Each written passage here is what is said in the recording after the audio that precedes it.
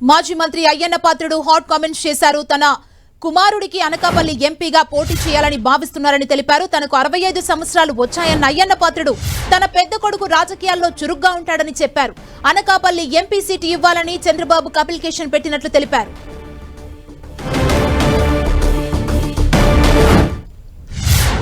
అబ్బాయి కూడా అందరిలాగే అనకాపల్లి పార్లమెంట్కి అప్లై చేశాడు ఎంపీ కావాలని.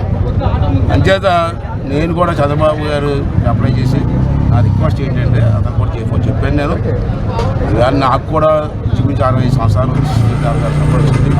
40 సంవత్సరాలు పనిచేశారు పార్టీకి. నా తర్వాత మళ్ళీ వాడు రాజకీయాల్లో ఉండాలని కోరుకుంది. వాడు ఎంపీకి షూట్ అవుతాడు, బాగా చదువుకున్నాడు, మాట్లాడతాడు.